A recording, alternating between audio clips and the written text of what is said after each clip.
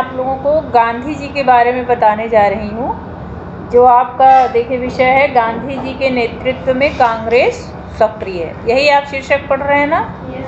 कि गांधी जी के नेतृत्व में कांग्रेस में क्या सक्रियता आई। तो प्रारंभ करते हैं। भारत की खोज का एक अंश है ये, जो पुस्तक आप पढ़ते हैं, भारत की खोज। अब इसमें प्रश्न उठता है कि गांधी जी का कांग्रेस में प्रवेश कैसे हुआ, मतलब गांधी जी ने कांग्रेस में प्रवेश कैसे किया। तो गांधी जी ने क्या किया, जब उनको अवसर मिला, कांग्रेस में उनको स्थान दिया गया, तो उन्होंने क्या किया, जो संविधान था उसमें बदलाव किया, परिवर्तन ला दिया। ठीक है। तो उन्होंने क्या किया, एक लोकतांत्रिक संगठन बनाया। अभी आप ध्यान से सुन लो, फिर रीडिंग लगवाई जाएगी। ठीक है, पहले आप ध्यान से सुनो। तो उन्होंने क्या किया कि एक लोकतांत्रिक संगठन बनाया, और वो लोकतांत्रिक संगठन काम क्या करता था कि उसने क्या किया कि मजदूरों और किसानों को अपने इस संगठन का उन्होंने भागीदार बनाया।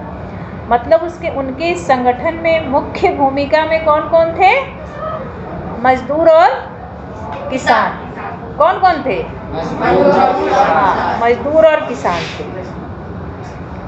और उनका ये मानना था कि जब तक स्वतंत्रता हेतु आम जनता कदम नहीं उठाएगी, तब तक स्वतंत्रता का मिल पाना संभव नहीं है। सही बात है? Yes ma'am. हाँ, आपको यदि आज़ादी चाहिए तो लड़ाई आपको लड़नी पड़ेगी।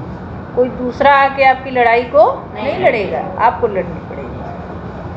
तो गांधी जी ने क्या किया, सक्रियता दिखाई और कई तरह से लोगों को आह्वान किया कि आइए और आज़ादी की लड़ाई में भाग लीजिए। तो गांधी जी के संगठन का लक्ष्य क्या था कि सक्रिय रहो, चारों तरफ अपनी उपस्थिति दिखाते रहो कि हाँ, हम आज़ादी के लिए संघर्षशील हैं।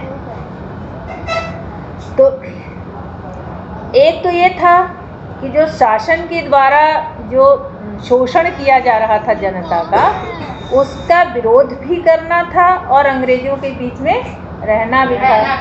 वही कह रहे हैं ना, पानी में रह के मगरमच्छ से बैर आप बहुत अधिक नहीं ले सकते हैं।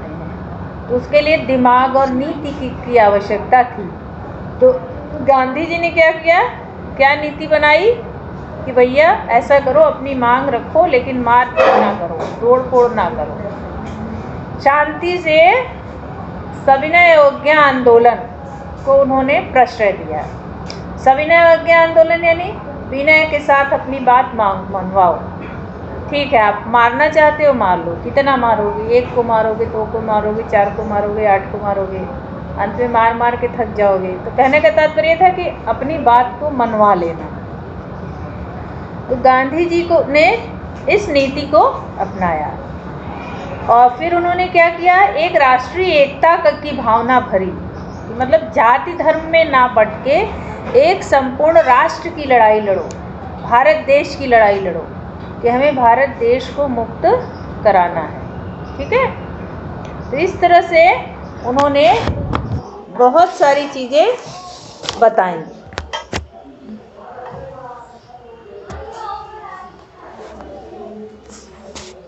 हाँ बच्चों, तो उन्होंने क्या बताया कि हमें सक्रिय रहना है और हमें क्या करना है,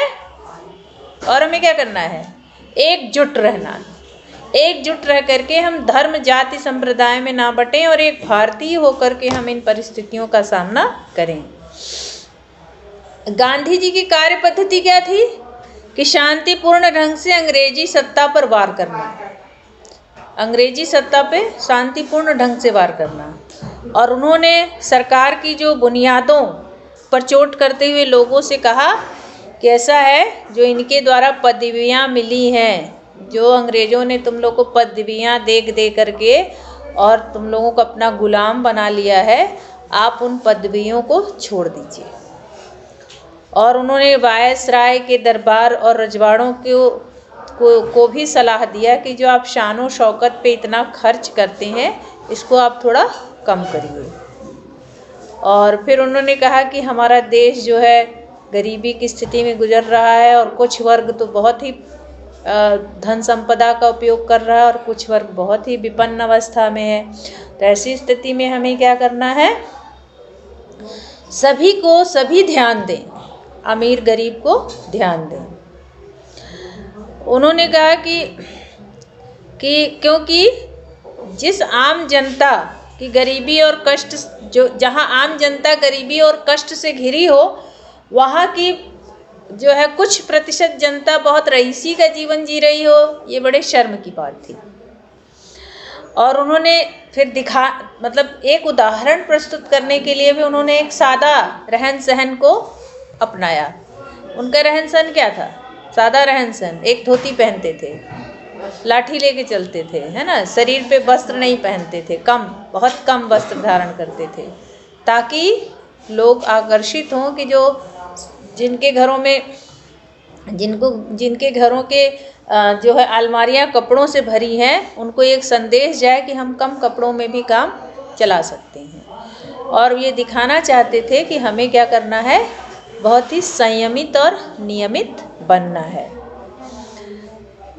तो इससे क्या हुआ कि कांग्रेस के जो पुराने नेता थे, उन्हें लगा कि निष्क्रिय परंपरा में पले थे, अपनी विचारधारा को महत्व देते थे। तो अब गांधी जी के तौर तरीकों से उनको परेशानी होने लगी। परेशानी क्या होने लगी कि उनको लगने लगा कि अरे वाह, मेरी तो सारी शान शौकत ख़त्म हो जाएगी, हमें फिर मतलब एकदम भिखारी जैसा जीवन जीना पड़ेगा। हाँ, तो लेकिन धीरे धीरे गांधी जी ने क्या किया, जो उन्होंने ये बताया कि हमें जनता का विरोधी भी होना नहीं चाहिए, क्योंकि यदि हम आम जनता का सरकार का विरोधी होना भी उन्हें अधिक ना भाया, लेकिन वे इसे रोक ना पाए। और भारतीयों की निष्क्रियता को समाप्त करने का काम भी किसने किया? गांधी जी ने। मतलब भारतीय जो निष्क्रिय हो चले थे, जिन्होंने गुलामी को अपना एक जीवन की दशा समझ ली थी, उससे उन्होंने उनको जागरूक किया कि भाई, गुलामी तुम्हारा जीवन नहीं है, तुम इसके लिए संघर्ष करो, अपने देश को आज़ाद कराओ। तो उन्होंने क्या किया कि निष्क्रियता के विरुद्ध संघर्ष करने और उनके विचारों को बदलने का भरसक प्रयत्न किया। उन्होंने कर्म का संदेश कहाँ तक पहुँचाया? देहातों तक, गांव तक। जब गांव की जनता उठी ना, तब फिर एक बहुत बड़ा समुदाय जो है विरोध में खड़ा हुआ। और उन्होंने गांव की जनता को पहली बार गांव में गए, ग्रामीण जनता से मिले, उनको जाना, उनको समझा, और गांधी जी जो है फिर उनको साथ लेकर चलने लगे। गांधी जी की नैतिकता में क्या उनके गुण थे कि वो धर्म प्राण व्यक्ति थे। धर्म प्राण व्यक्ति यानी धर्म को महत्व देना। जिस धर्म में आप हो, उस धर्म को महत्व देना और सभी धर्मों का आदर करना। वे अंतर्मन की गहराइयों तक हिंदू थे, लेकिन धर्म संबंधी किसी सिद्धांत, परंपरा या कर्मकांड से उनका कोई संबंध नहीं था। वे नैतिक नियमों में विश्वास रखते थे। सत्य और प्रेम ही उनका नियम था। सत्य और अहिंसा के आधार पर उन्होंने कार्य विधि निर्मित की थी, और जो भी कार्य किसी से भी करवाना चाहते थे, पहले उसे अपने जीवन में उतारते थे। जैसे पढ़ा होगा ना आपने कहानी कि किसी को गुड़ खाने को मना करना था उनको, पहले उन्होंने गुड़ खाना छोड़ा, और फिर गुड़ खाना छोड़ने के बाद उसको बताया कि भैया तुम गुड़ मत खाओ।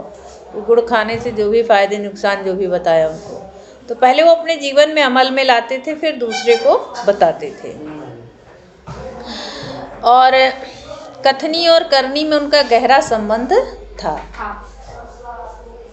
जैसे हाथ और दस्ताने का। गांधी जी के सपनों का भारत कैसा था कि वो ऐसे भारत के लिए काम करना चाहते थे जिसमें गरीब व्यक्ति भी यह महसूस करे कि वह उस देश का निवासी है और उस देश के निर्माण में उसकी भी भूमिका है।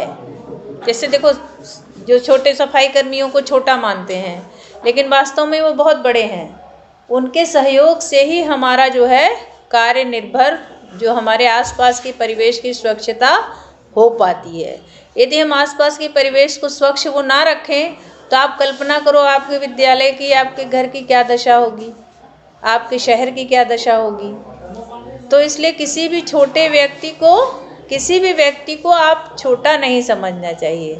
तो गांधी जी का भी यही उद्देश्य था कि हमें क्या करना है, हमें ये आभास दिलाना है कि हम जो है हमारे मतलब हर व्यक्ति देश का ये समझे कि हमारे देश निर्माण में भूमिका है, हमारी भी है।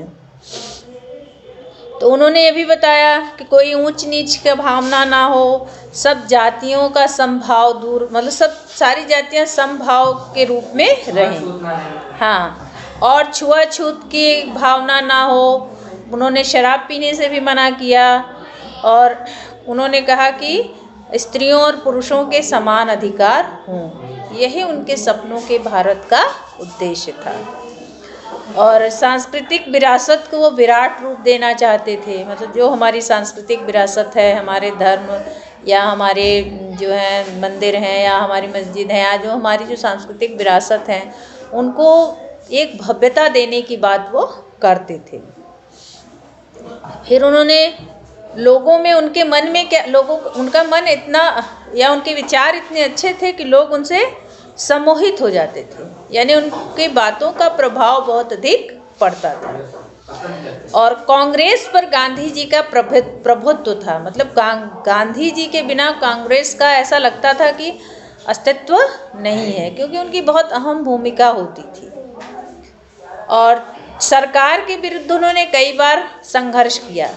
जैसे 1920 में उन्होंने नेशनल कांग्रेस ने काफ़ी हद तक गांधी जी की नीतियों को अपनाकर बार बार ब्रिटिश सरकार के विरुद्ध संघर्ष किया था।